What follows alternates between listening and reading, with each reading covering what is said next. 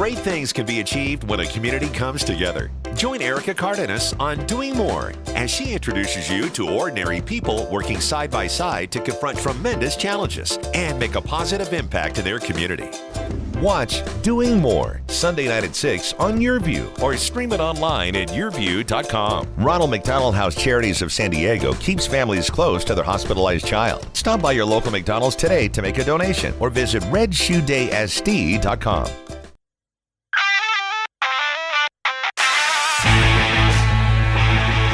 Welcome to another episode of Left Coast Sports with Jon Schaeffer, and this week we're going to turn our attention to Orange County SC and the USL Championship. For those that don't follow American soccer closely, the USL is the second highest level of professional soccer in America, behind only the MLS. Orange County SC is a member of the USL Championship, which according to the league is one of the most successful professional soccer leagues in the world, reaching a population of more than 80 million and fueling the growth of the game across North America. On today's episode, I'll be joined by Jeff Garner. He's the president of business operations for Orange County SC. Jeff has a really unique background. He's got experience in minor league baseball and college athletics, even professional football, and he's brought that experience with him over to the local soccer community. But as always, before we get started with today's episode, I want to remind you can auto-download this podcast and future episodes on whichever podcast platform you're listening to this on right now. So you can get Left Coast Sports almost anywhere. Apple Podcasts, the free iHeartRadio app, YouTube, and Spotify. We'd love it if you left a review as well. And while you're listening, switch over to Twitter and follow me there at Jon Schaeffer. That's JonSchaeffer, JonSchaeffer. Before we hear from Jeff Garner, I wanted to let our listeners know that you can catch this weekend's Orange County SC home opener live on YourView in Orange County on Channel 118 and on Channel 4 in San Diego and Santa Barbara. The game is also being streamed live for those in Orange County only on yourview.com. That's YURVIEW.com. The game against the Sacramento Republic starts at 7 p.m. this Saturday. And good news for Orange County SC supporters, you can watch all 16 home matches this season live on YourView. All right, let's catch up with Jeff and learn more about Orange County SC and the USL as the club prepares for Saturday's home opener. So, Jeff, I want to start with your path to the USL and Orange County SC. How did you end up with the club, and tell us about the role that you currently have with the team? Yeah, of course. I started out in professional sports 21 years ago. Worked predominantly in minor league baseball all over the East Coast. Had a brief stint through an ownership with the Texas Rangers in 2010 and 2011. Ended up actually helping to move a club from New Britain, Connecticut to Hartford. And then the scandal happened at Penn State, and I ended up in collegiate sports just after the scandal there as we were trying to bring fans back onto campus and back into Beaver Stadium. So after 5 years in collegiate sports, I was presented with a really unique opportunity to start a professional American football club in San Diego, the San Diego Fleet. Unfortunately, that was short-lived, but I had fallen in love along with my family with Southern California. We really enjoyed the area, San Diego and Orange County.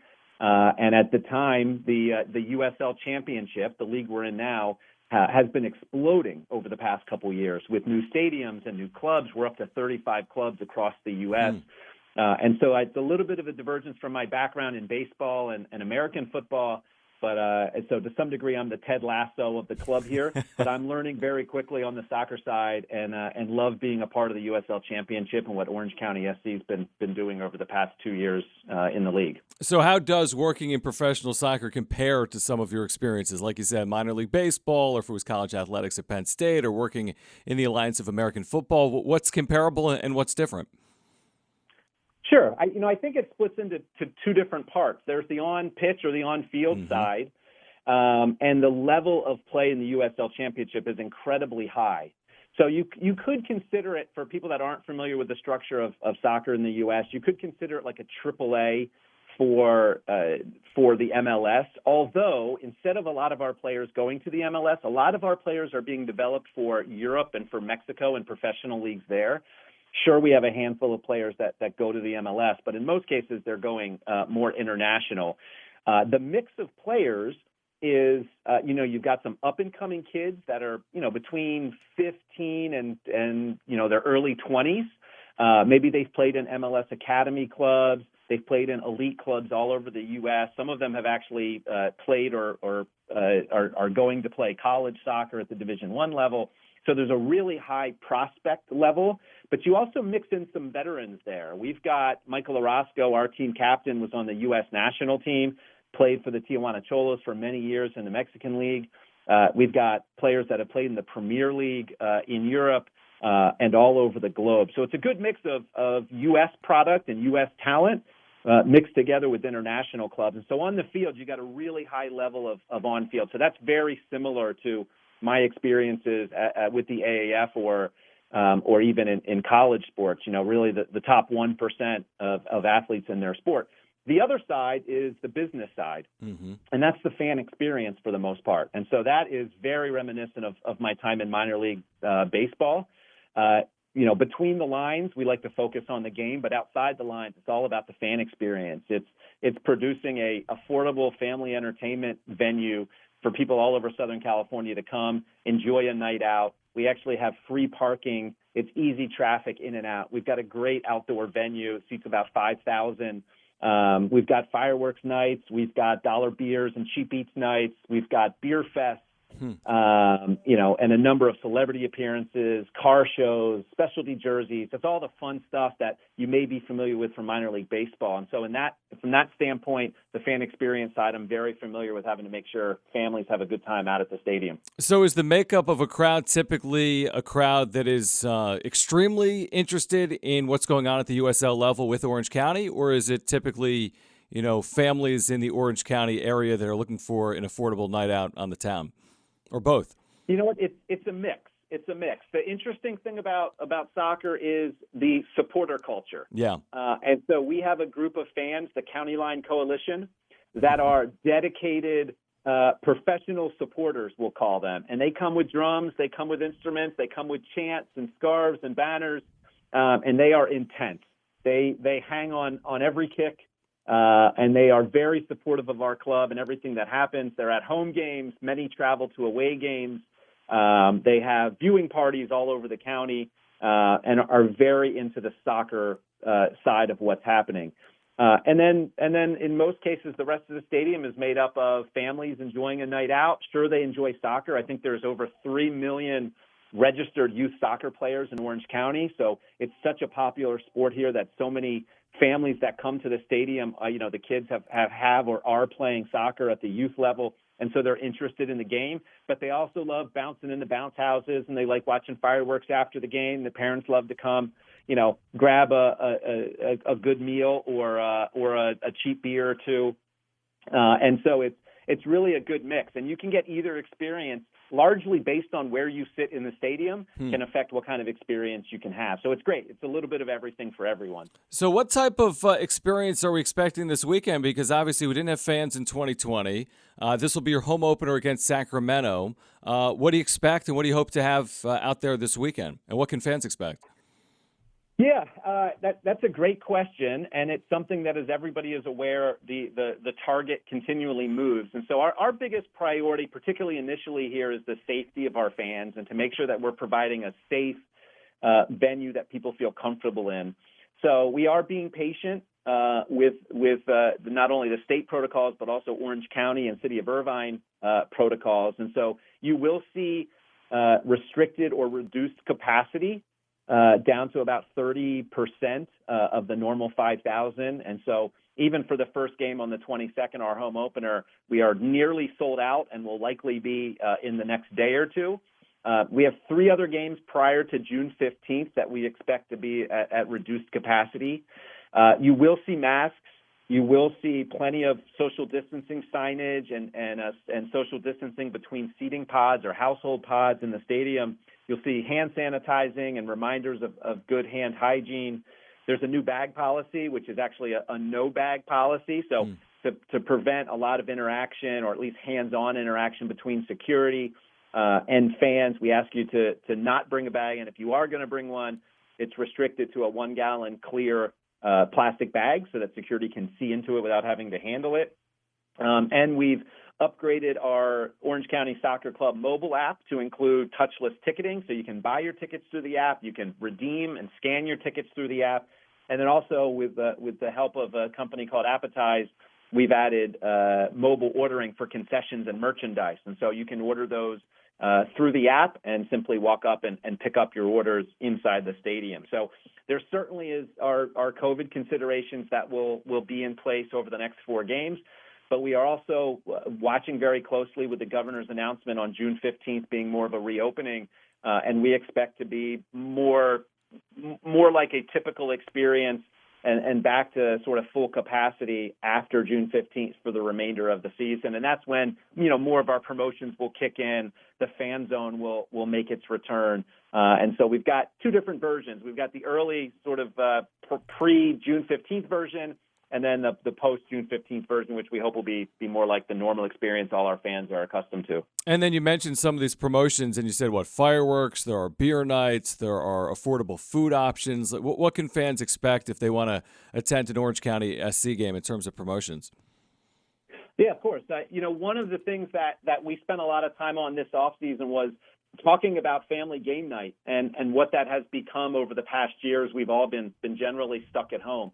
And so we really wanted to create the idea and share the idea of a new family game night, that this is an opportunity to bring your family out, get them outside. It's a nice, safe outdoor venue with plenty of space, and create a new experience there. And so those nights, there's 5 of those nights, and they're going to feature things like celebrity appearances, premium giveaways.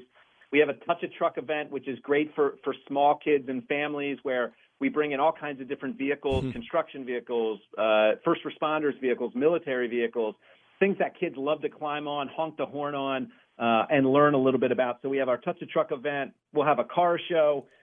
We'll have a night dedicated to our partnership with the Glasgow Rangers. And so that will be celebrating their 55th championship as one of the most successful teams in the Scottish Premiership and around the world. We have a women's empowerment night. We've got 2 different specialty jerseys that will be auctioned off during the game for Military Appreciation Night and also for Fiesta de Football, which is focused on Hispanic Heritage Month. We've got 2 fireworks shows coming back, which we may add additional, 3 beer fests, which have been largely successful over the past in August, September, and October. We've got our weeknight dollar beer nights and Sheep Eats. And so it's really an action-packed. There's something happening every game, every night. It changes a little bit from night to night, so you can get a different experience if you come more than once. And it's all about having a great time with your friends and coworkers, colleagues, family, and a little bit of something for everyone. Jeff, I know you touched on the club's relationship with the Rangers, but can you explain that further? Yeah, so it's a pretty unique a partnership that we've developed over the past 18 months or so with the Glasgow Rangers. We actually it was documented as part of a documentary that aired back in December on CBS Sports Network across the nation. There's a traditional component to it where we have players that are on loan from the Rangers. In some cases, those are advanced academy players. In some cases, they're just on the verge of making the first team for the Rangers, which is a second division club in the Scottish Premiership.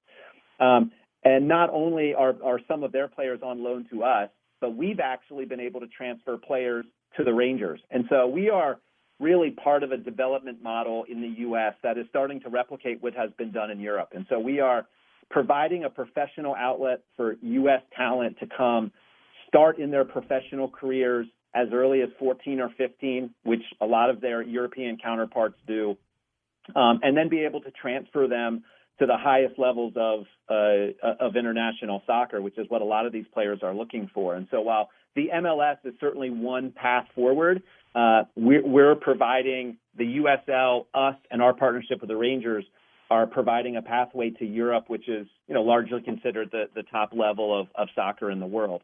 And so we have players going there. They have players coming over here. We actually have some shared coaching philosophies, and we have some coaching staff that is relocated to Orange County. We'll be helping out with our academy team as we embark on the first USL Academy season this year. We have a boys and a girls academy team playing in the USL Academy Cup Memorial Day weekend in Tampa. And the Rangers certainly have a fingerprint on how we're developing talent here in the U.S.